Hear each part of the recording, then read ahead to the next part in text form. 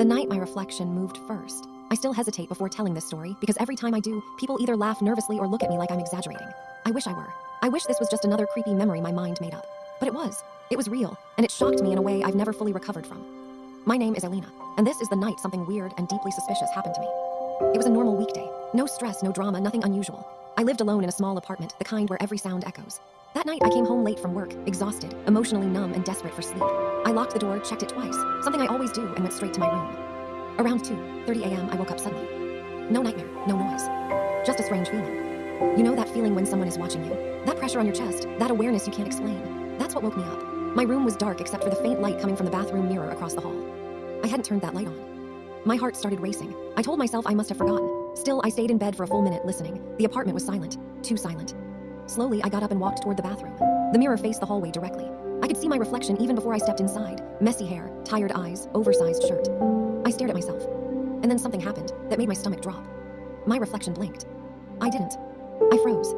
I told myself my eyes were playing tricks on me. Lack of sleep, anxiety, anything, but my body knew something was wrong. My hands felt cold and my knees weakened. Then my reflection smiled. I wasn't smiling. It wasn't a wide smile. It was slow, controlled, like it knew something I didn't. I stepped back. My reflection didn't. It stayed exactly where it was. I whispered, "This isn't real." And that's when it raised its hand.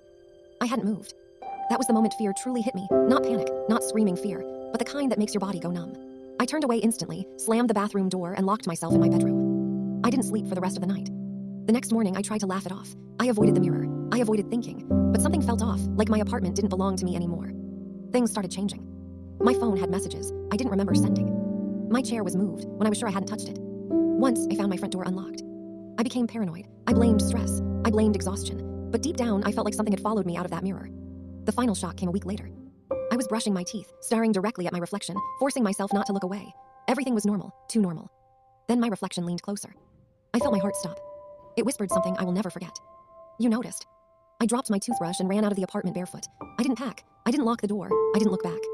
I stayed with a friend that night. I moved out a few days later. New place, new mirrors, new routine. But here's the part that still terrifies me. Sometimes, when I'm tired and staring too long at my reflection, I feel like it's waiting. So if you're listening to this, let me tell you one thing. If something feels wrong, even if you can't explain it, trust that feeling. Because some things don't announce themselves. They wait for you to notice.